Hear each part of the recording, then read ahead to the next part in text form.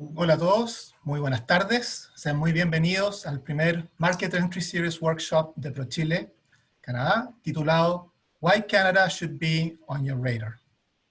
Este taller es posible gracias al gran apoyo que hemos tenido de parte de la Cámara de Comercio chileno-canadiense y la Embajada de Canadá en Chile. Muchas gracias a ellos.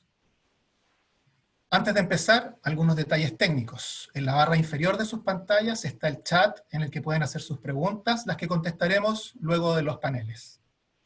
Asimismo, les informo que este seminario cuenta con traducción inglés-español. Para acceder, solo tienen que pinchar el globo terráqueo que está en la parte inferior de la pantalla y elegir su idioma de preferencia. Y ahora, para dar inicio a este seminario y referirse al sector de la innovación chilena, quiero presentar al director general de ProChile, señor Jorge O'Ryan. El señor O'Ryan es abogado de la Universidad Católica de Chile, titulado de la Academia Diplomática Andrés Bello y fue embajador de Chile ante Alemania, además de otros importantes cargos de liderazgo. Señor director. Muchas gracias, Fernando. Quiero saludar muy especialmente, a ti y al equipo nuestro en Toronto y en Montreal. Quiero saludar muy especialmente a Pablo Herrera, que es presidente de la Cámara de Comercio chileno-canadiense y Managing Partner de Deloitte. Al señor Marc Bonnell, director de la Cámara de Comercio también chileno-canadiense. A Mark Richardson, que es Trade Commissioner de la Embajada de Chile en Canadá. A Claudio Rojas, CEO de la Organización Nacional de Capitales Ángeles, y también a Javier Fernández, director de expansión de Cornershop, Eliza Fiuza, Project Manager de Montreal International, a Cooke, asesor senior de Toronto Global. Yo creo que es importante mencionarlo, porque gracias a todos ustedes esto se puede organizar. Y por supuesto, también a nuestro Departamento de Innovación, Sofía del Santo. Tú me presentaste, Fernando, como un profesional que sí, me inicié en la carrera diplomática, pero más de 20 años en el sector privado y como gerente general de empresa, como director de empresa, presidente de empresa, y sin lugar a duda, cuando fui embajador en Alemania también, me nació mucho esto de la innovación, porque Alemania es uno de los países más innovadores del mundo, y yo soy un convencido, además después de haber vivido 10 años en Alemania, de que la productividad y sin lugar a duda la competitividad son fundamentales. Y la innovación nos da eso. Por eso, cuando llegué a ProChile hace 2 años y medio atrás, de la empresa privada, empecé a impulsar muchísimo la internacionalización de la innovación. Mucho esfuerzo público-público. Por ejemplo, Corfo invierte muchísimo en innovación, pero de 10 emprendedores, lo conversaba con Daniel Undurraga al comienzo, Daniel Undurraga de Cornershop, se nos mueren afuera, 9. O la gran mayoría fracasa. Y en ese sentido hemos ido creando programas con Corfo, hemos firmado convenios con empresas, con instituciones americanas, chinas, europeas, hemos hecho eventos internacionales y vamos a seguir trabajando. Y sabes que hoy día, cuando precisamente yo siempre he sido optimista en mi vida, he tratado de serlo, y empujar mucho las cosas positivas. Y yo creo que esta pandemia nos dio la oportunidad. No sé, ustedes ven hoy día cómo se puede trabajar, no es lo ideal, pero se puede trabajar a través de videoconferencias y el teletrabajo, y bajamos los costos también de las empresas. Y también Chile ha hecho un gran esfuerzo en exportar sus servicios, sobre todo en Latinoamérica. Servicios relacionados a educación ahora, a la salud, donde somos creo que bastante líderes. Y por Dios que tenemos que aprender de Canadá. Yo quiero decirles con mucho cariño, estoy viendo una serie hace rato ya porque es muy larga, estoy enamorado de Canadá. Heartland, que es una serie que tiene 14 temporadas. Y realmente, aparte de esos bellísimos paisajes, yo además vengo del sur de Chile, quiero conocer al verte todo ese sector, lo conozco, admiro mucho lo que ha hecho Canadá. Cuando se habló de la modernización de la Cancillería en los años 90, hacia fines del 90, yo estaba todavía en Cancillería y me encargaron trabajar en esto. Y me acuerdo que me dijeron, anda a Canadá. Canadá está haciendo una importante modernización del Estado. Y me fui a Canadá. Tenía 32, 33 años. Y me fui a Canadá y por Dios que aprendí de lo que estaban haciendo. Desgraciadamente yo después me fui de Cancillería, me fui al sector privado. Por eso Ahora cuando he vuelto con renovado brío y siempre teniendo Canadá como modelo. Por lo tanto, yo creo que no quiero hablar, y van a hablar sobre ustedes, por qué Canadá, todo lo que significa Canadá desde el punto de vista que está, no sé, según el Foro Mundial Económico Mundial, esta casilla Canadá el puesto 16, en innovación a nivel mundial, Toronto ocupa el 4º lugar y Montreal el puesto número 16 de las 20 ciudades más tecnológicas. Eso seguramente lo van a decir nuestros amigos de la Cámara, nuestros amigos de la Embajada, pero yo quiero decirle que nosotros estamos muy orientados y queremos obviamente trabajar mucho más estrechamente con Canadá. Tenemos 2 oficinas comerciales, ¿no es cierto?, en Toronto y Montreal. Creo que tenemos mucho por avanzar, queremos hacer cosas.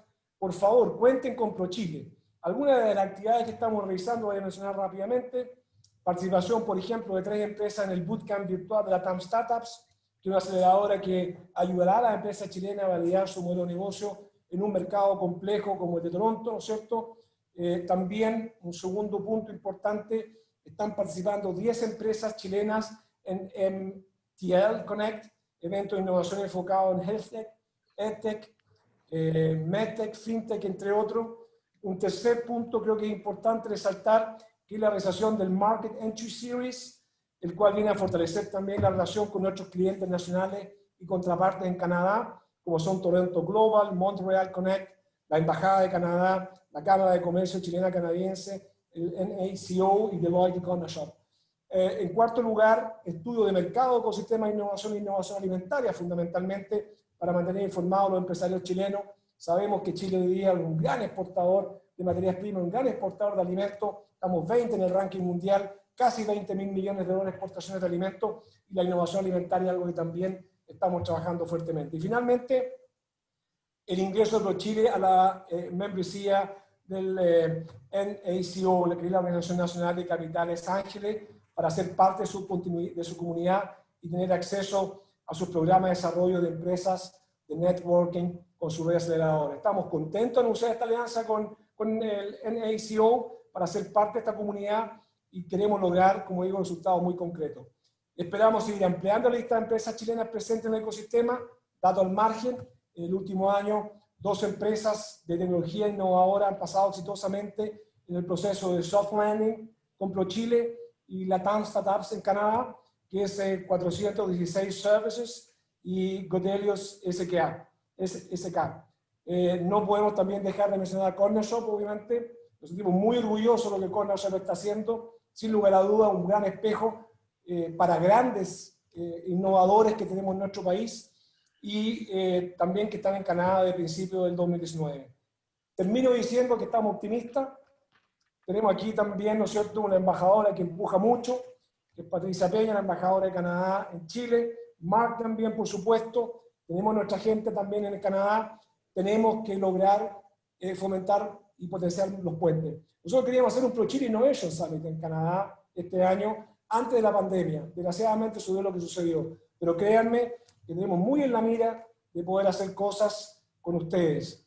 Y cuenten, por favor, con nosotros, con nuestra energía, nuestra pasión y nuestras ganas. Así que un abrazo a todos de la distancia y muchas gracias por la iniciativa. Muchas gracias, director O'Ryan, por sus palabras. Nos sentimos muy comprometidos, ya que vemos que para ProChile, Canadá es un mercado emergente, para la innovación chilena es un mercado prioritario, y tomamos esto como un gran desafío nosotros para las oficinas en Toronto y Montreal. Nuevamente, muchas gracias, director O'Ryan, por su tiempo y por acompañarnos hoy. Siguiendo con nuestro programa, tendremos también 2 paneles de discusión. El primero es Opportunities in Canada for Chilean Tech Companies, que será moderado por el señor Mark Richardson, Senior Trade Commissioner y consejero de la Embajada de Canadá en Chile. Y un segundo panel, muy interesante también, que se titula Business Expansion in Canada for Tech Companies, que será liderado por el señor Mark Bonnell. Mark es fundador y CEO de la empresa Modio y es además director de la Cámara de Comercio Chileno-Canadiense. Sin más, entonces, dejo con ustedes en el primer panel a Mark Richardson. Adelante.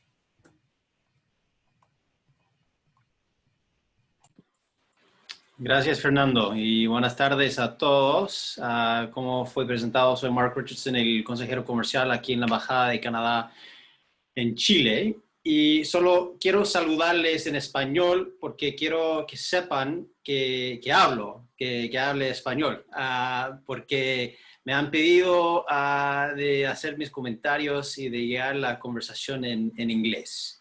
As Fernando mentioned, there is a simultaneous translation. So if you would like to switch over to that, now would be a good time. So I have the honor of moderating our first panel, and really my job is simply to introduce our two speakers and turn things over to them. But I also want to give a little bit of context, introduce why we're talking about Montreal International and Toronto Global and not Invest in Canada.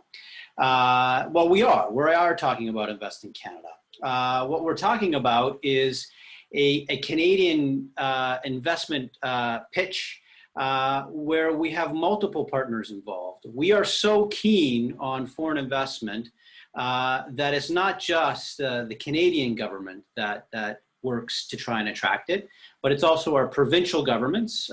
Some of you may not know that Canada is a federation. So we are made up of provinces who came together, like the United States came together to create a federation. And also we work with our municipal colleagues who are also seeking investment. Now, all these actors are in friendly competition. And that's a good thing for you as a potential investor into Canada, because it means that if you play your cards right, you will get the best deal possible for you. And frankly, it's friendly competition because ultimately all the actors that we have within our investment ecosystem want the same thing, which is for you as a company looking at Canada to find the best place for you to be as successful as possible in Canada, in the United States, and in wider North America. Because our experience has shown us that if you are successful in Montreal, in Toronto, in another city, that there's a great chance that you will grow your company and invest in other provinces and other municipalities, other cities across Canada. So we are in healthy competition, which is good for you. Play your cards right. If you decide to invest in Canada, whether it be in Montreal or Toronto or another city, it is a win for Canada. So our session today is going to talk a little bit about what our offer is from an investment perspective for you as a company. And on our panel, we have Eliza Fiuza, who is originally from Brazil and has been a project manager with Montreal International's foreign direct investment team since February 2019. Prior to that, she was involved in a number of roles in Canada, Japan, France, and Brazil. Also on our panel today, speaking second, we'll have Graham Cooke, who is a specialist in investment attraction from Toronto Global. And Toronto Global, like Montreal International, is an economic development agency focused on, among other things, attracting investment into the greater Toronto area. And Graham has been with Toronto Global, like I said, from 2017, and has been working in the field of economic development for the past 8 years. So without further ado, I will hand the floor over to Eliza. Thank you, Mark. I'm just gonna share my screen, just a second.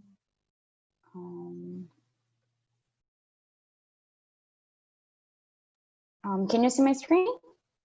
Yeah, we can see it. Okay, perfect. Perfect. I'm just gonna, just one second.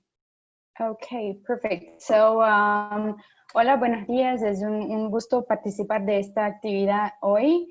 And I would like to start with a short video.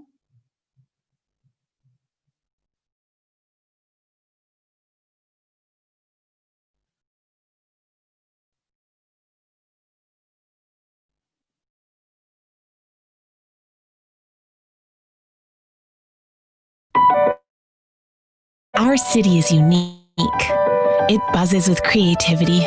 It beats to the rhythm of its own success. And we're here to make sure our metropolis, with its rich history and promising future, shines on the global stage. We are International, the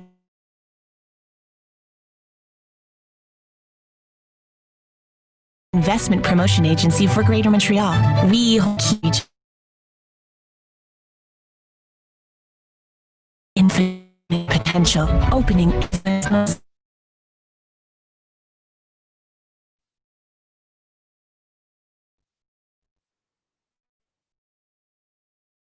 students around the world. With the strength of our network, we're here to support you in building connections, forging collaborations, and bringing your projects to life. We're here to show you all the city has to offer.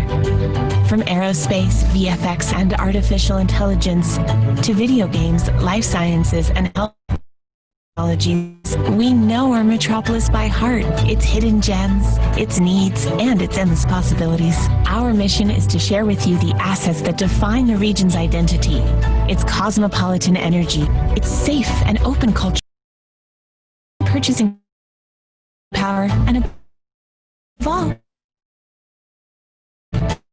it's a quality of life that's known around the world.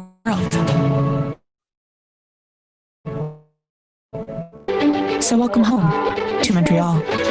Located in North America, we're a 9-minute flight away from Boston and New York City. We have a population of 4.3 million residents, and 23% of them are foreign-born.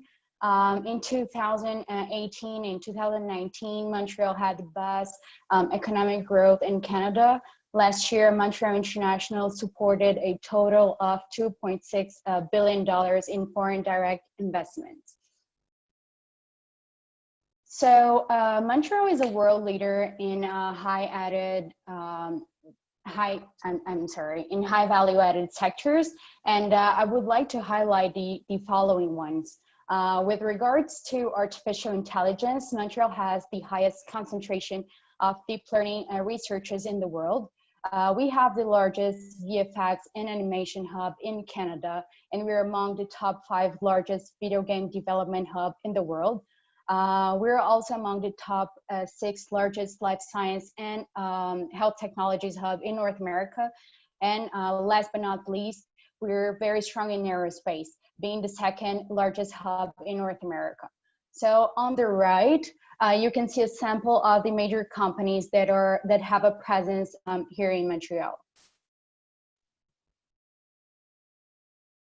So here we have the top reasons to invest in Montreal's tech sector. Montreal has a huge talent pool of tech workers, 179,000 working in 5,000 companies. 72,000 of them are working in software development. Montreal is among the top 5 cities in Canada and in the US for highest tech jobs concentration. Montreal is also considered the best student city in the Americas, with more than $1 billion in funds for university research every year, and more than 17,000 university students are enrolled in IT-related programs.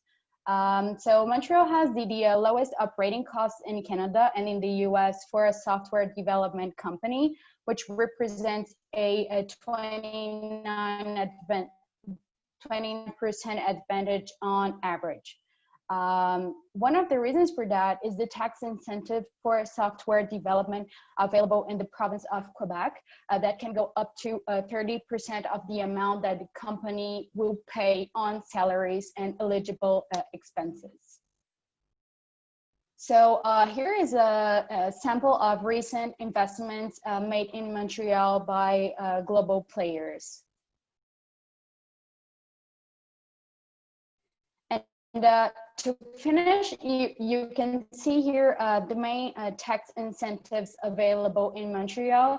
I'm not going to get into detail of 5 minutes, but if you have any questions, I'll be glad to answer to your questions afterwards. Thank you very much.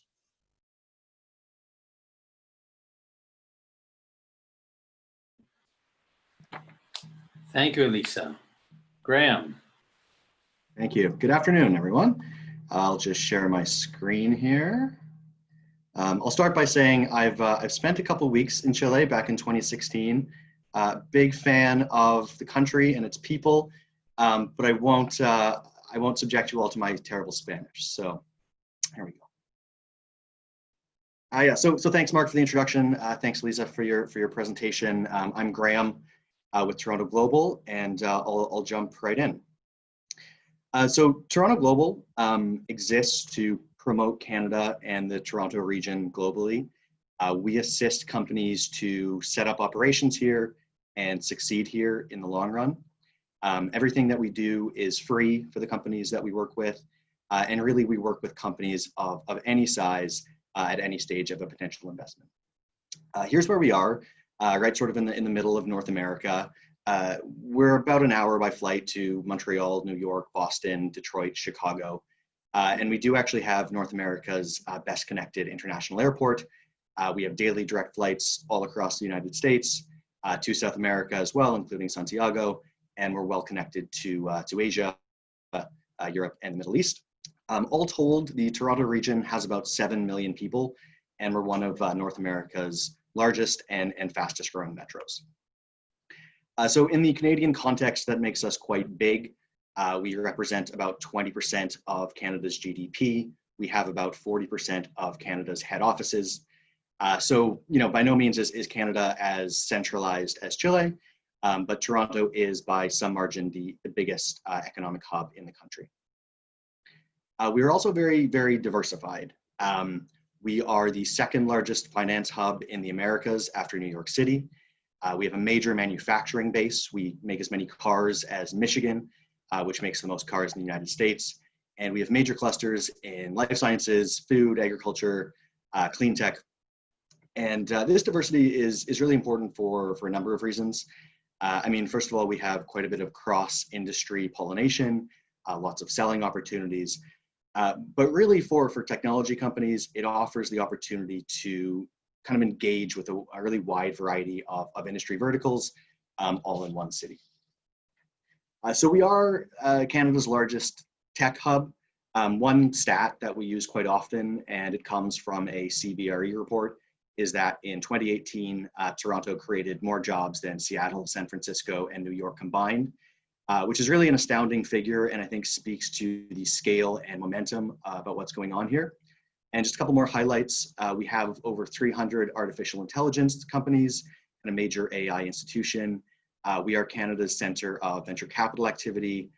And we have had in the last year major investments from the likes of Samsung, Uber, NVIDIA, Fujitsu Labs, and Netflix in the tech and software development space. So quickly, why is all of this happening here? Part of it is Canada's business environment in general. It's friendly, it's stable. There's little red tape. We have lots of free trade agreements. But the way that we explain it and the way that we promote it to companies is that it's really all about talent. So companies, when they come to Toronto, can grow, attract, and retain talent, unlike anywhere else. We grow talent out of our universities and colleges, through which we graduate around 40,000 students a year in science, technology, engineering, and math. We attract talent. We welcome about 100,000 or more skilled immigrants to our region every year, and we retain talent. Once people are here, they like it, there's a path to permanent residency and citizenship, and they stay. And not only is this talent available, but it's affordable. So you can see Toronto has talent around the quality of Boston or New York, with the cost really lower than any US center. And for what it's worth, most major cities in Canada, Montreal, Vancouver, would be in a similar position on this graph to Toronto. So I'll just leave you by saying and noting again that diversity is our strength, really in more ways than one. Toronto is 50% or more foreign born, so that's people born outside of Canada. We are the most diverse and multicultural city in the world. We're open to the world, we're welcoming. And if you've not yet had the chance to visit, we do hope to be able to welcome you up here soon, just as soon as the world sort of goes back to some sense of normalcy. So that's it for me. I'm happy to answer any questions after the two panels. Thank you. Thanks, Graham. Just to explain quickly again, I think Fernando mentioned it, but I'll repeat that after each panel, we'll have a quick fireside chat. Unfortunately, we can't do it in person. And I have a couple of questions for our panelists. And then we'll do the same with the second panel. And then any questions from you, the participants, that you would like to direct to our panelists or to any of our participants, please put those in the Q&A, and I will be moderating that discussion at the end of our time together. So thank you, Eliza and Graham, for your presentations. I think one of the key things that I'm assuming that our participants today are all asking and wondering and would love to hear from you on is what opportunities Canada offers for Canadian ventures specifically. And given your specialization on Toronto and Montreal, it would be great to hear what Toronto has to offer and what Montreal has to offer. Eliza, would you go first, please? Yeah, sure. And I'm sorry if my connection is cutting a little bit, but I'm trying my best. So the tax incentives available in Montreal make us very attractive. As I have mentioned during my presentation, the province of Quebec offers a 30% tax incentive for software development. 24% of them are refundable, which means that at the end of the fiscal year, the government of Quebec will send you a check with up to 24% of the amount that the company paid on salaries and eligible expenses. Another example would be for the video game industry. We have a refundable tax incentive that can go up to 37.5% of the amount of the company paid on salaries. Also, Montreal has a booming startup ecosystem. 6 of the 8 most active VCs in Canada in 2019 are based in Greater Montreal. We have more than 30 incubators and accelerators. As I've mentioned, we have very attractive operating costs. Overall, running a business in Greater Montreal costs less than in any other major metropolitan area in Canada and in the US. On average, it represents a 26% cost advantage for high tax sectors. We also have the most affordable tax salary costs and a huge talent pool of tech workers, as I've mentioned. And last but not least, I'll say that we have a low cost of living and an exceptional quality of life.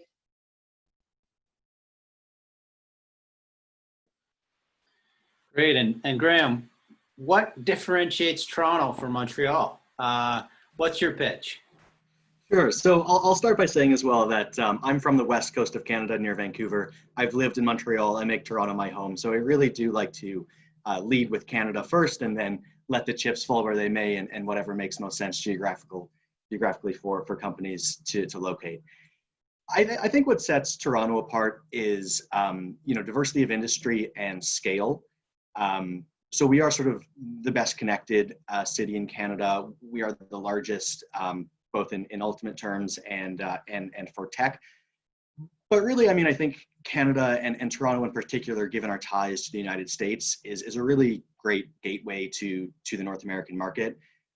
You get the proximity to the United States, you get access to the American market, but you're in an environment that is a little easier to navigate and certainly more supportive. It's also more cost effective, as Eliza already mentioned. So, we have the lower salaries, we have the R&D incentives that are easier to access and more generous than anything you'd find really in any OECD country. So your dollar here goes further, whether you're in Toronto or Montreal. Of course, as I mentioned as well, I think that the access to talent, which is coming out of our great universities in both of our cities and through our access to global talent through immigration, allows companies to scale up in Canada in a way that's much easier than you'd find, particularly in major US tech centers like New York or San Francisco, but really makes us pretty competitive with any global tech center. Thanks, Graham. Thanks, Eliza. So as you can see, we like I said at the beginning, we have some friendly competition. which is good for you as you look to expand into North America and consider Canada as your base to do that. So Graeme and Eliza, my next question for you is, how would you guide Chilean ventures through the soft landing process that's available, the processes and programs that are available in both Montreal and Toronto? And Eliza, since I asked you to go first last time, I'm going to ask Graeme to go first this time. Graeme. Sure, thanks. Yeah, so I'd start by saying that in general, establishing operations in Canada is fairly simple and it's fairly fast. I think, if companies do the research and they do the homework, which we're all here to help with, the process itself is pretty easy, especially when you compare us to other jurisdictions globally. What that process actually looks like, depends on the needs of the company we're working with, but typically we'll have an introductory meeting with a company or an intake call. We want to understand the company's strategy. We want to understand why they're interested in Canada, what they expect to get out of having a presence here. We want to know what the next 2 years looks like for the company, what the next 5 years looks like. And once we kind of get all those questions answered, we map out a plan and a process to sort of make that a reality. So, I often sort of break what we do into two kind of buckets. And the first bucket is really the nuts and bolts of setting up operations here. So we guide companies through how to incorporate, if they have questions about taxation, incentives, accounting. We help them find real estate. We help them with immigration. We help them with finding people to hire. That's sort of the nuts and bolts. The second part of what we do is really, we try to find any way to assist companies to do things they might not be able to do themselves, that they might not know, they don't know what they don't know when they come to Canada. So we often connect companies with industry groups or potential partnerships. We partner them with academic institutions for research projects or to access that talent pipeline. Maybe we find them the right incubator or accelerator that matches their needs. Maybe it's once an office is opening, we help craft a press release or have an event where we have government dignitaries so that they make a bit of a splash and people know that they're setting up in Canada. I guess really we try to be committed partners to ensure that we're helping companies as much as possible and helping them succeed here any way we can. Great, thanks, Graeme. Eliza. Yeah, so Montreal International has a pretty similar approach to Toronto Global's one, and so Montreal International is a one-stop shop for companies willing to set up shop in Montreal. Our job is to make your life easier throughout the whole process. As 85% of our funds come from the Government of Canada, Quebec, and Greater Montreal municipalities, our services are free and confidential. The other 15% of our funds come from private partners that are the service providers. So for example, law firms, accounting firms, recruitment firms. They offer the services that are going to be essential for the companies that are setting up shop in Montreal. So we also have an international mobility team. So for example, if a Chilean company wants to transfer an employee from Chile to Montreal, this team will help them with the work permit application, for example. We also have a team of economists that have an access to a very extensive database. So for example, if the company wants to compare the operating costs in different cities in North America or in the world, this team can provide them with this type of information. And I would finish saying that we also have a team that is in charge of talent attraction and retention. So if the company is having some difficulties to find a certain type of employee, this team organizes recruitment missions abroad. So yeah, I would say that we have a pretty similar way to work as Toronto Global. Thank you, Eliza and Graeme, both for those answers. So I think one of the key things that I've taken away from your responses is that healthy competition is good. and that you both have very robust services to work with clients who are looking at investing in your municipalities, in your cities, to help them with the immigration process, to help them find space, to help them find talent, and to help them find clients, which is a very friendly approach to attracting investment and working with companies to try and ensure their success in expanding into Canada. So thank you very much. With that, estamos a nuestro tiempo de nuestro panel. Y pues tengo el gusto de pasar la palabra a mi colega y amigo Mark Bunnell. Mark, the floor is yours. Hey, thanks very much. So this is a bit of a comedy because it seems like they're cutting down trees right outside my window here. So it could be a bit of bad luck. Listen, I wanted to ask Pablo Herrera if he could have the questions that I had sent ready just in case a tree falls on my house or the internet cuts off, okay? So look, it's a real pleasure to be here with all of you. I'm really honored to moderate this. I'm a Canadian tech, entrepreneur, actually in Chile. Have a 100-person company in between Chile and Colombia, and I was asked. I'm also a director of the Chilean Canadian Chamber of Commerce, and so I love the topic. I had the opportunity to assess myself different paths, and I wanted to ask my three esteemed colleagues here, Javier and Pablo and Claudio, a series of questions, just so everyone could get their head around what it means to set up in Canada and try to get a good hands-on perspective of what would be involved. So I wanted to start first with Javier. And I wanted to ask Javier, where did Cornershop make their base in Canada and why? Well, first of all, thank you for the opportunity to be here. We based ourselves in Toronto in the beginning. We arrived in the beginning of 2019. And why? Because Toronto is a hub in terms of technology and for us, we wanted to come to North America to expand to United States and across Canada, and we have to choose the biggest city that is friendly in terms of business, power friendly with power users, and Toronto was the ideal place to start.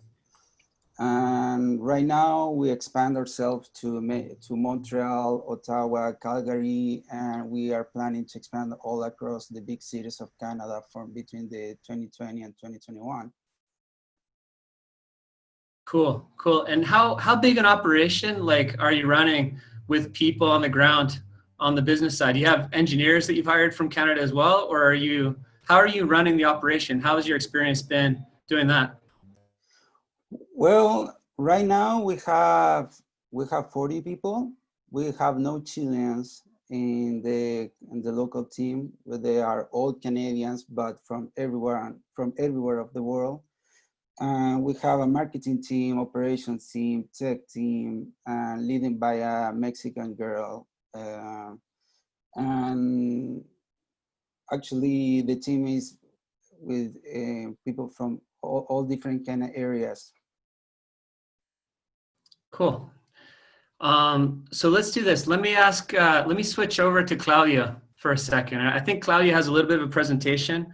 Claudio, maybe you could, I didn't introduce you guys, but I assumed that everyone had seen some of the profiles of the people in the webinar. So maybe Claudio could do this presentation and then we can go from there and we'll continue with the questions. Great. Thank you so much, Mark, and thank you to ProChile for hosting this event today. I found the comments earlier by the director of ProChile, Jorge Orion, to be tremendously inspiring in terms of this pandemic essentially providing an opportunity in terms of the internationalization of innovation and the opportunity as well to increase collaboration between our two great countries. So I look forward to working with you and with your team, Director, in building this important relationship between Canada and Chile.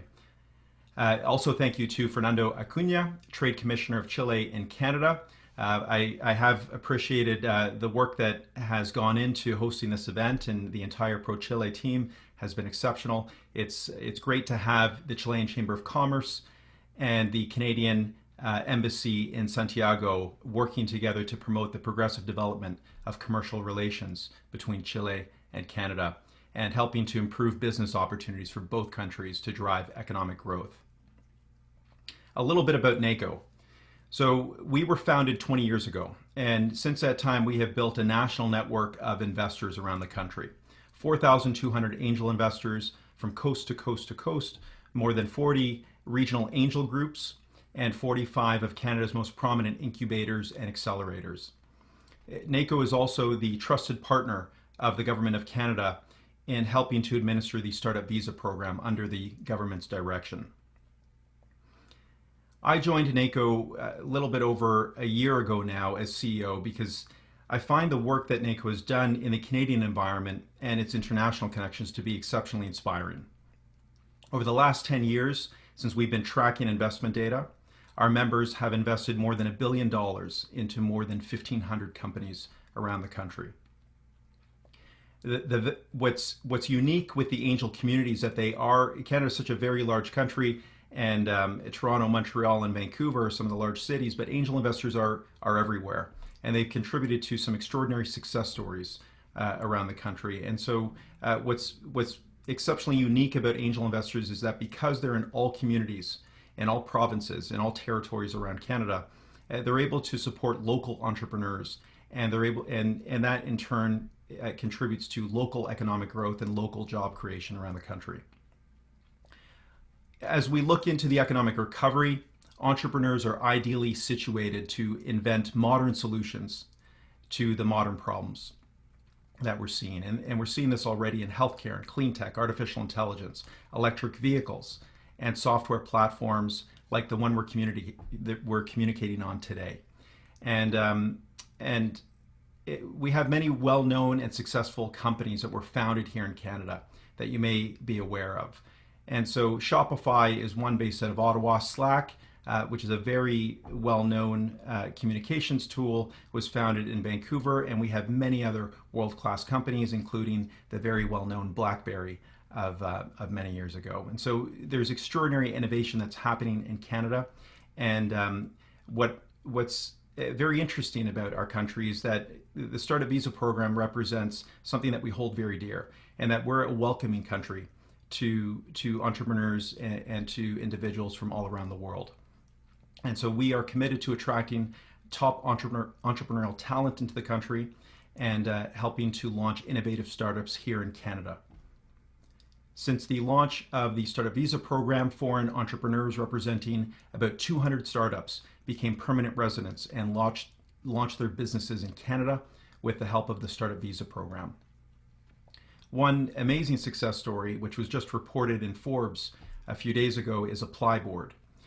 They entered into Canada through the Startup Visa program with the support of one of our designated entities, the Accelerator Center in Waterloo, which is about an hour and a half away from Toronto.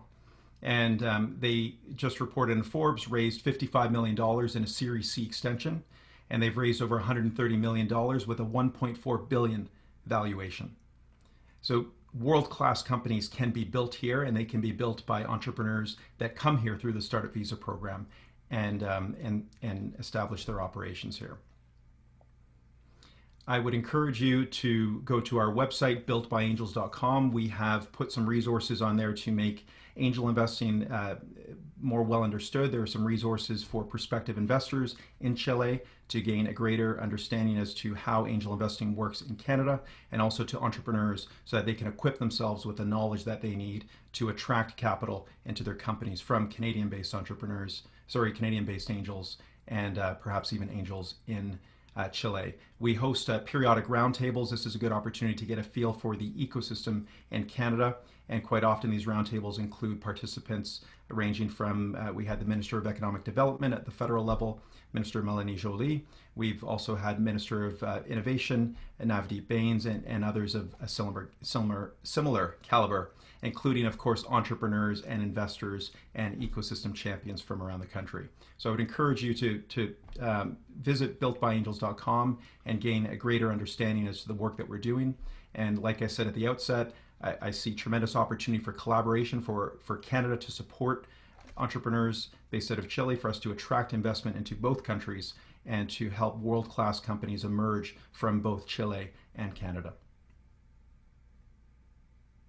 So Claudio, if you had to summarize like the top 3 reasons why Canada is like the destination for a tech entrepreneur from Chile, what would be like your top 3 reasons why I'd use Canada as the base?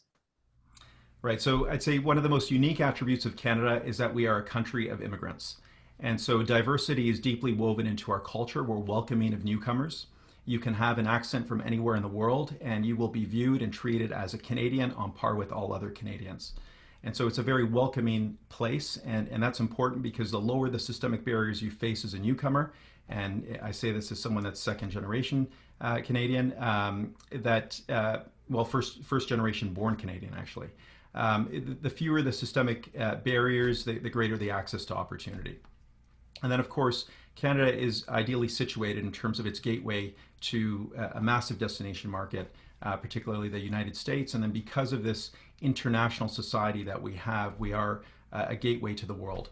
And then, of course, we have extraordinary pension funds, banking institutions, and a very robust angel community and venture capital community that has developed over the last, particularly over the last 10 years, but it has developed over time. And so access to capital is on the rise in Canada, and the work that we're doing at NACO is focused on continuing to increase access to capital by an order of magnitude. So, to summarize, we're a diverse society. We will, as a launching pad, there is access to the world, and so it's a gateway to other destination markets, and access to capital is on the rise here in Canada. And what would you say would be the primary disadvantages? If you had to simplify it, what would be the number 1, number 2 disadvantages of using Canada? Right. So Canada is a very large country. So you could say that as a result of it being a very large country and having, in terms of geography, having one particular destination market in close proximity, if you compare that to Europe, in any country in Europe, you have access to a number of different countries. But of course, as the director of ProChile mentioned at the outset, this pandemic has presented an opportunity. And so what we're seeing is the internationalization of innovation, and where you're located is less important than what's more important is in fact the access to the resources that you need. So you can be located anywhere in Canada and still have access to other destination markets. So that disadvantage that may have existed prior to COVID is quickly evaporating. And so you can establish your business anywhere in Canada and have all the resources that you're able to attract by virtue of being within our borders, and at the same point have access to the entire country and in fact the world. Great. Let me ask one question that came up when you mentioned the company Applyboard. Was what the story behind Applyboard? Were these immigrants that had an idea, or did they already have something going? Can you talk for maybe just a couple minutes about the sequence of Applyboard, if you know that? Yeah, so I don't have an in-depth knowledge, but my understanding is that they were newcomers from Iran, and they came here, they built their company at the Waterloo Accelerator Center. I think whenever you build something at that magnitude in terms of more than $1 billion in terms of valuation and hundreds of employees, that's the aspiration, but that tends to be outside the scope of what you believe is reality. And then of course, as the snowball effect occurs and as you build the company, quite often what I hear is that you look back, and many entrepreneurs have told me this, that they look back and what they achieved was very different than what they had originally dreamed. And that tends to be just because at the starting point, it's difficult to dream big. It's difficult to dream about building a company that's worth $1 billion, that has hundreds of employees, that has international reach, but they were able to achieve it. And I think that speaks to the opportunity that we have as a country to support entrepreneurs from other countries in terms of access to capital, mentorship, and all the resources that they need to grow and scale. Excellent. Very interesting. So Pablo, let's move on and let me ask you a few questions. Take advantage. So Pablo, what would you say if you had to put yourself in the Chilean perspective, and you're thinking if you're a tech company in Chile, what would be, like, in your perspective, the right time to try to make things happen in Canada, knowing what you know about the local reality in Chile? Yeah, so what I would say, Mark, I think, you know, for startups and entrepreneurs, I think one of the main things, and I think is key for their sustainability and the business, is like, you need to have a sort of a consolidation in your own market, and a way you have to be able to validate either your service or your product, have some competitiveness in the market, and has some traction. Hopefully you get to build some loyal customers or clients that they can sustain your business on an ongoing basis. I think that's one of the main criteria that you have to go through when you want to start thinking in going abroad. Also, other thing that I think is important that you can consider, if you don't want to just do a big bang in terms of just jump to a new geography, is try to find a way to reach out to new customers or new clients in this new geography. I think there's no better way to get to know a business and a market if you can engage with few customers or clients at the beginning and get to learn about the culture, how you're doing business in that market. And with the new reality, everything being digital, virtual, I think it's much easier for everybody to be able to reach those markets. And you, as everybody have seen today, I mean, you have so many organizations on the private and the public side that they're willing to help and support to find those niche and find those customers and clients. And the third aspect that I think is important is that you need to have a sort of a funding for this. You can't take the risk to take your working capital and put it on risk and diversify your business when you go in a journey like this. I mean, you have to do sort of a funding raising, or, you know, have excess in cash, because anyways, is an opportunity, but also at the same time is a risk. So for the most part, ideally, you can go and do a funding raise, specifically focus on, you know, get your business abroad and you know, screening new markets for your business and expand your capabilities.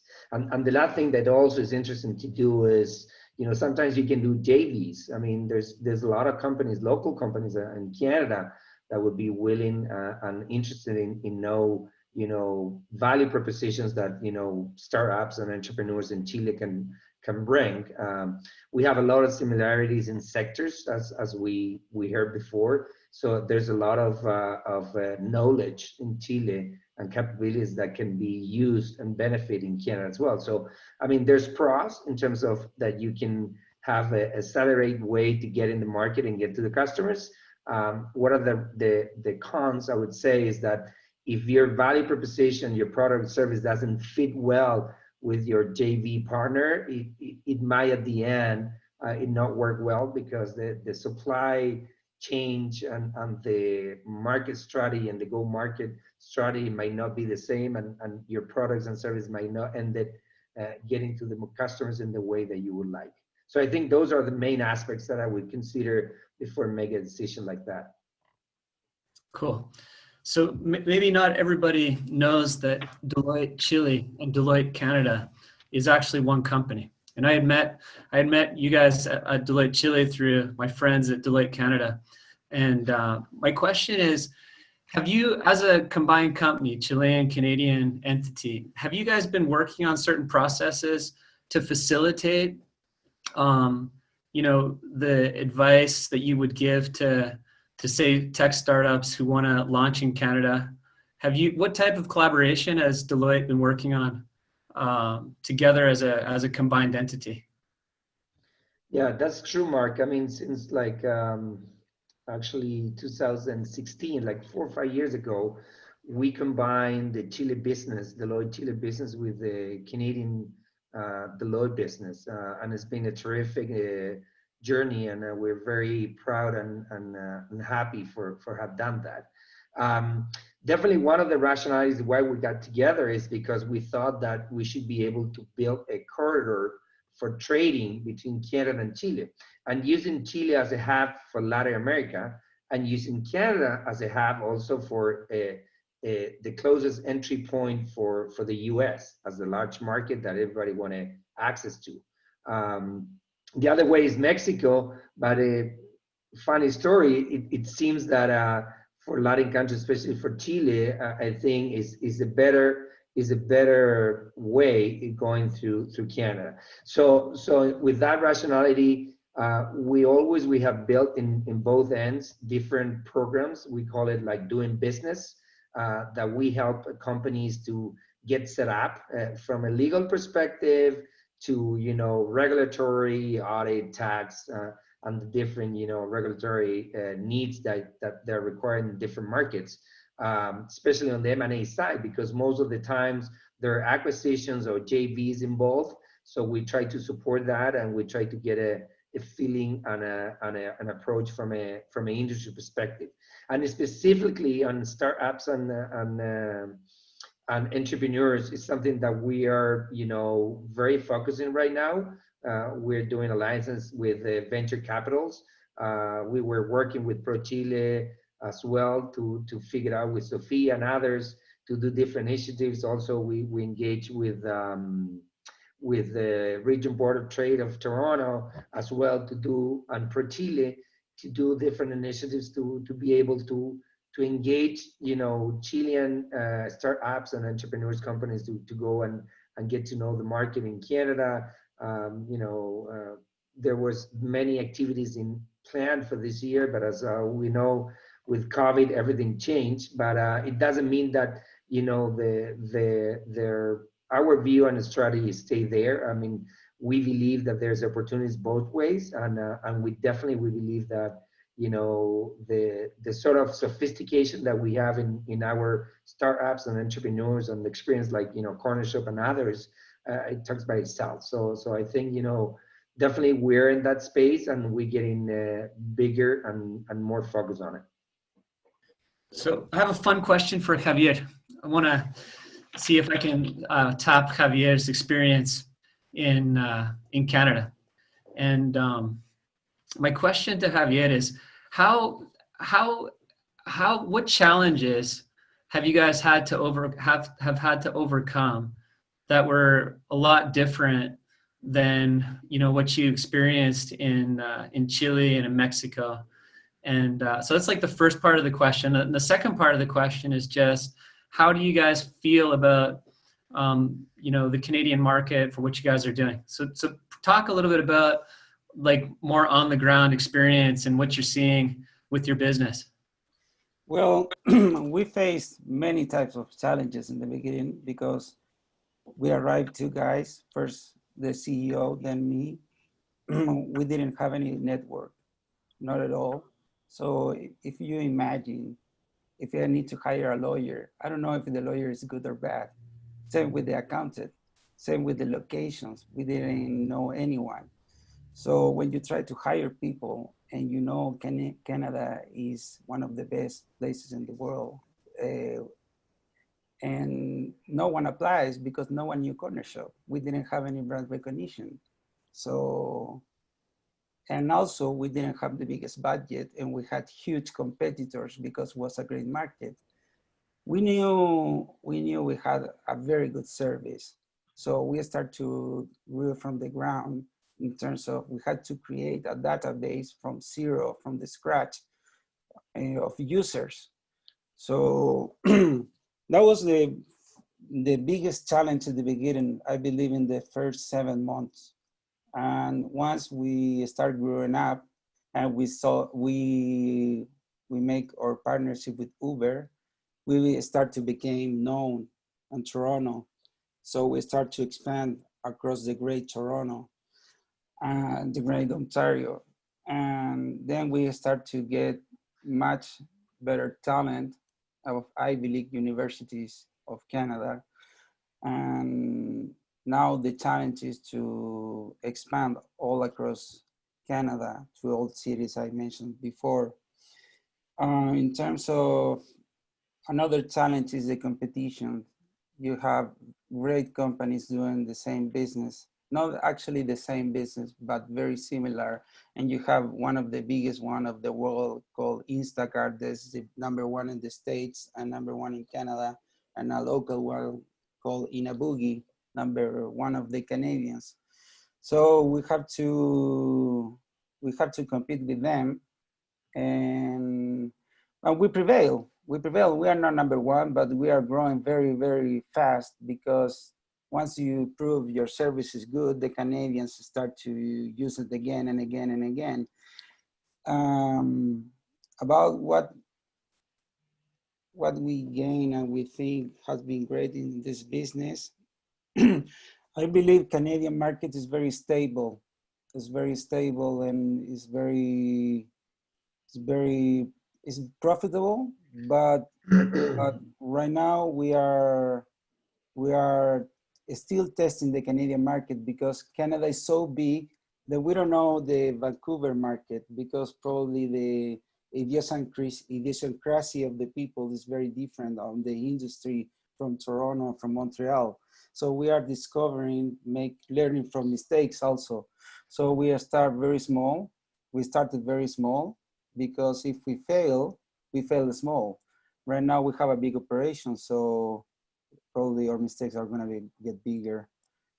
And yeah, it has been a success for us. And it's from our launching of every country in Latin America where we have presence, have been the second best launch in their history, better than Chile even. So that's it. Very cool. Very, very good. So I don't know, should we open the questions up to a broader audience, or is there anything else, Pablo or Claudio or Javier, that you'd like to add about Canada that you think might be good advice to our Chilean tech entrepreneurs? I mean, the only comment, if I may, and maybe Javier that experienced that, and it happened to me from being a Chilean guy, traveling a lot to Canada and get to know Canada culture. The similarities about the two countries are amazing. I mean, you see it on the map and you say, these are completely different countries, completely different geographies, completely opposite. And actually they're very, very, very similar. You know, we share the same main sectors, mining, energy and resources, commodities, agriculture, financial service, retail, exactly the same as Chile. Canada is a completely mid-market market. I mean, they have many listed like global companies, and the main market is private companies, same as Chile. The time zone in Canada goes from, you know, far from Vancouver all the way to Halifax, and is like, I don't know, 8 hours difference. And between us, you know, is like, in the worst case is 2 hours, and best case scenario, we get the same time zone. Culture-wise, I think we call it in Deloitte, we call it the Latin guys of the North, because we believe that they're very similar in the culture. I mean, they're very respectful, they're very humble, they're very open-minded. Diversity, as Claudio has mentioned, is key, inclusion as well. So I think there's a lot of things that make you feel, even though they're 13,000 kilometers away, very, very comfortable being there. So I don't know if Javier experienced the same journey in his process there, living in the States for many years and been traveling to Canada. I can tell you that it makes you feel very comfortable. The only issue is the weather, but we can work it out. We're working on that. Very good, very good. I just wanted to say I concur with everything you guys were saying. Claudio's point of being an open country, being a country of immigrants, that goes a very long way. It's hardwired into the culture, and it's a big advantage to using Canada as a base, as opposed to say the country to the south, which has a big diversity in opinions about immigration.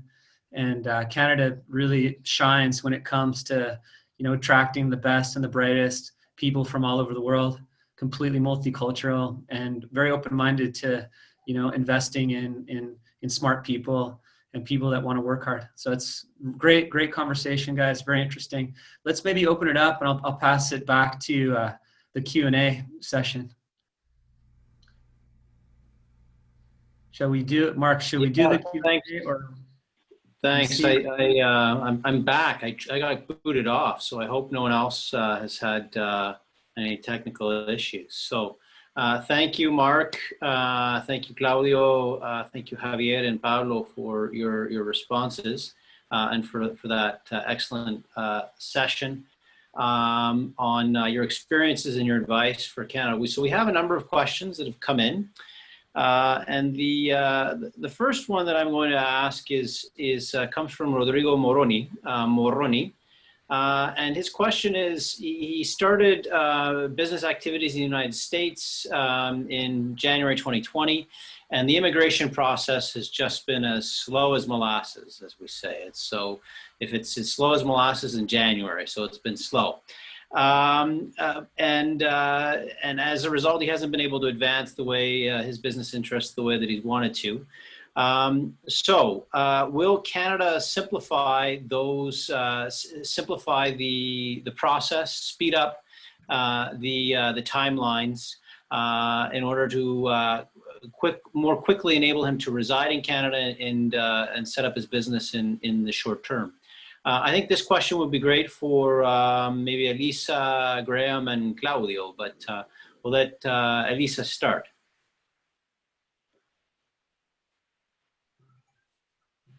Yeah, sure. So with regards to immigration, I think Canada is a great country that supports, as was already mentioned, foreign people that want to come and work. So I would say that especially compared to other countries, the immigration process can be led more faster. Of course, that the type of visa is going to depend on the needs of the person, and each situation is a different one. So it would be difficult to say large how it could work, but we see a lot of companies that decided to, especially this year and the past few years, that decided to go to Canada exactly because of the immigration, especially with regards to bringing foreign workers from the country of origin of the company to Canada. Depending on the visa, it can take a month to bring those people to Canada. So every situation has to be analyzed, but I would say that Canada it's different from other countries, especially because it's very open to immigrants. Yeah. Graham or Claudio, do you have anything to add? Claudio, I see you've unmuted your microphone. Yeah, so I would say, I don't have any unique visibility here, but we are the trusted partner that works under the direction of Immigration, Refugee, and Citizenship Canada in relation to the Startup Visa program. And what I imagine are the tensions is one, attracting high potential entrepreneurs into the country. And so I'm sure that we can do a much better job at promoting the Startup Visa program abroad to minimize those frictions so that entrepreneurs that are interested in moving to Canada have rapid access to the program. I know that we have a lot of wonderful designated entities that participate in the program that do a tremendous amount of work in terms of outreach. And so I think it's commendable the work that they do. And then in terms of, I would imagine that what is a priority for government is ensuring that when individuals come to this country that they succeed, because then that creates a virtuous cycle. So if they have, and this is me speaking as a citizen, not on behalf of any particular organization, but I would imagine that when individuals come here and then they succeed and they have a wonderful experience, that increases the likelihood of them, telling their friends and their colleagues in other countries, and then it creates that virtuous cycle. So I would imagine that perhaps that's one of the challenges of any country, of ensuring that when newcomers land on the ground, that they have all the resources that they need in order to be able to be successful in every respect.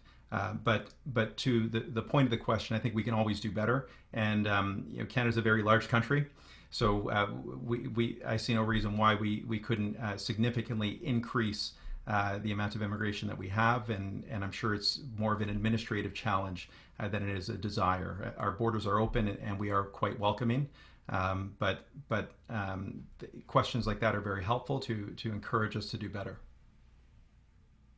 Great. Graham. Yeah, so I'll just add, with the caveat that COVID, of course, has changed almost everything, and immigration has slowed down. One of our biggest advantages in Canada is because we're a smaller country, we're more nimble than the United States. Our immigration system, in a way, was built from the top down to be business friendly. And I mostly work with companies from the United States, and in the last year or so in particular, the biggest challenge they have is with immigration. And it's both trying to hire from abroad and bringing workers into the United States, and then keeping workers in the United States who are on, for example, a very common H-1B visa. And so they call me up, they tell me what they're doing, they ask if Canada's a solution, both a hedge against immigration, a destination to go, and a place where they can hire from. If it's software development, it usually is. The timelines are faster, it's easier, and yeah, certainly Canada would be a much easier immigration system to navigate than the United States. I think the only thing I would add, just from a policy perspective, is that Canada's population growth isn't fast enough to sustain our economic growth long term. So we are a net importer. We have a proactive policy of importing talent, and that's why we have programs like the Startup Visa Program, which Claudio Rojas helps to administer. I think you will find that the startup that landing in Canada legally with a business visa or an immigrant visa is quite a bit quicker than in Canada, than in the United States. All right, so our second question is also, I think anybody can handle it, but I think, any of the panelists, I throw it open to you, is, are soft landing programs, or I guess actually Claudio, this one is for you. Are soft landing programs strictly for founders, or would they provide passes for the entire team? Right. So my understanding of the Startup Visa Program, and I don't directly administer it. I have a staff member that does a tremendous amount of work on that. But my understanding is that it extends to I believe it's 4 key people, or to essentially the key people in the team. So it extends beyond the founders. So it allows for, in general terms, the executives and their families of the company to establish themselves in Canada if they're successful in being admitted through the Startup Visa Program. Great, thank you. So our third question is from Alejandro Fuentes, and he's starting a business in Toronto. It's an app for mobile phones, and he wants to incorporate his business.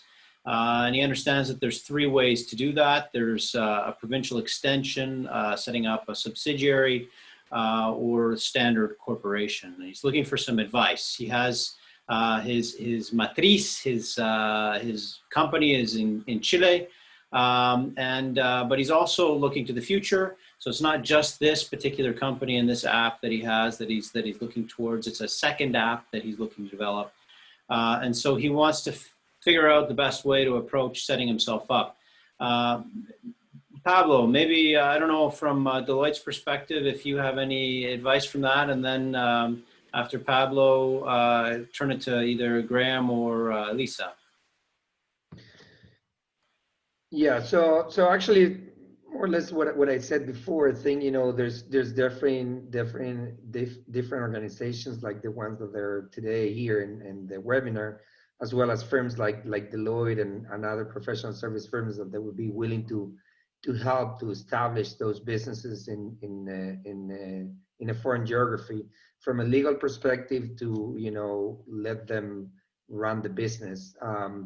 I think, you know, it's just a way to get access and information about it, because I think there's a lot of different sources. Some they're not, there's no money involved, so it might be able to get some advice at a free cost, and some others you might have to pay sort of fee, but definitely there's different ways that they can access and not doing this by themselves, and also get a little support, not only, and that's what I think is more valuable, not only in specific matter, legal regulation matter that they're involved, but also get a bit of perspective in terms of how could be that soft landing for them in the new market. So I think the support is out there, is just to reach out. Thanks. Graham or Eliza, do you have anything that you would like to add to that? Sure. Yeah, I don't have too much to add. Oh, sorry. I'm sorry, go ahead. Sorry, I'll be quick. I would really just echo what Pablo said. Feel free to reach out to Eliza or myself. We do rely on service providers and lawyers. You know, without getting too technical, you would probably incorporate as a subsidiary and do it interprovincially, but somebody would ask you a few questions and see what would make the most sense for you. Yeah, I was just going to add that incorporating a company in the province of Quebec is a pretty fast and simple process. Different from some other provinces, to incorporate a company here, you don't need to have a Canadian resident on the board of the company. So that is pretty useful for some of the foreign companies that want to set up shop in Montreal and that don't have a citizen, Canadian citizen on their board. Okay, thanks all. I wonder, we have a question that's come up about the personal impact of moving to Canada, of a founder, owner of a company, a startup moving to Canada. What has that been? Has it been positive or negative? I'm wondering, Javier, is that something that you would feel comfortable addressing? Well, I'm not a founder. I would love to, but to run an operation without being there, well, actually we are doing it now, but because we run the operation remotely because of COVID, everyone is home office. We have the tech developers, but the operations is also remotely because it's just an app. But I don't know how would you create the team to run it without actually being there. And because people will want to apply to your app and they need to know it. What happened to us when we were an app just arriving to Canada, people start Googling us before applying to our company, but they saw everything about Cornershop in Spanish and talking about Chilean experience, Mexican experience, and not Canadian experience. So many of the people thought this could be a scam, but it wasn't. Then answering to your question, I say it's harder, but that would be in every country, not just Canada, because you're starting from the scratch. So I don't know if I answered your question. It's our experience. But to run it is doable.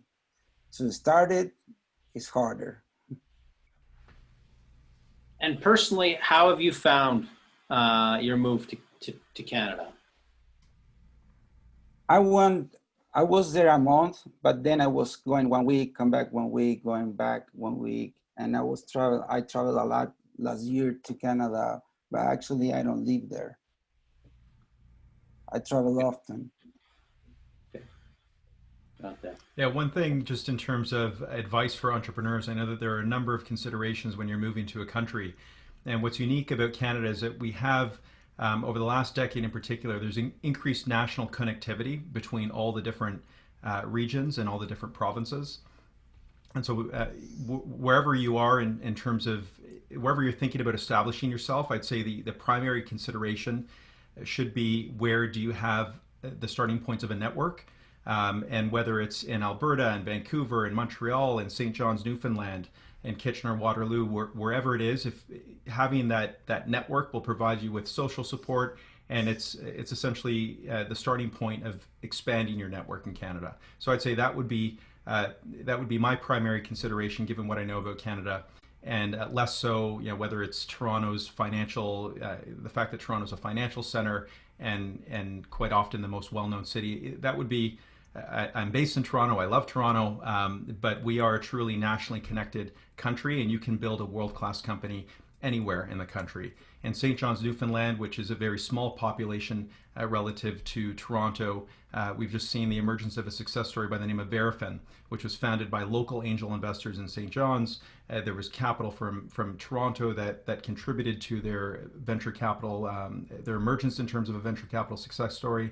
They're worth something in the range of about $1 billion, and they're in the cybercrime space. So you can build, and then of course, I'd mentioned during my remarks, Shopify in Ottawa, Solium in Alberta, and so you can build a world-class company anywhere in the country. And my advice would be focus on where you have a network, because that will be a very strong starting point for you at both levels of business and social. Excellent, thanks. That was a great wrap up, Claudio. So we are running out of time. We're a little over time here, y quiero respetar las agendas de todos.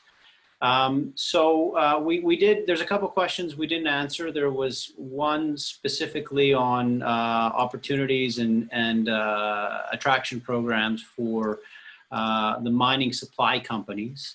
And that is something that ProChile actually has run some initiatives on in Canada. And that certainly we here at the Embassy of Canada in Chile can provide additional answers. So please, we will follow up with those after. I'm sorry we ran out of time. I want to just for my part thank ProChile for the leadership of this initiative, for taking it on, for helping us to spread the gospel of Canada, the good news. We really do hope that you as the participants, as Chilean entrepreneurs, will think long and hard about using Canada as your gateway, not just to Canada, but to all of North America. So thank you to ProChile, thank you to our panelists, to Deloitte, to Toronto Global, to Montreal International, to my colleague Mark from Mojo, to Javier from Cornershop, and Claudio from NACO. Thank you to all. And with that, I will say my goodbyes and hand it over to my colleague, Fernando Acuña. Fernando. Many thanks, Mark. Thank you for that. I'll just finish up in Spanish. Muchas gracias, Mark, por todo esto, por la colaboración. Solo quiero pasar antes un aviso para quienes estén interesados en el evento de Montreal Connect, que ProChile tiene todavía abierto la convocatoria para las empresas que estén interesadas en un evento de networking para empresas de tecnología de Montreal. Para cerrar, solo quiero agradecerles a todos por habernos acompañado, por haber estado en este evento. Agradezco enormemente la participación del director Jorge Ryan, director general de ProChile, a los panelistas también que gentilmente donaron su tiempo para ilustrarnos sobre las oportunidades que existen en Canadá para las empresas de tecnologías innovadoras, a los dos Marks, Richardson y Bonell, nuestros moderadores, por esa excelente conducción, muchas gracias, y un agradecimiento también muy especial en particular a la Embajada de Canadá en Chile y a la Cámara de Comercio Chileno-Canadiense por toda la colaboración y el apoyo. Realmente, muchas gracias. Y será hasta la próxima, hasta el próximo evento. Muchas gracias. Adiós.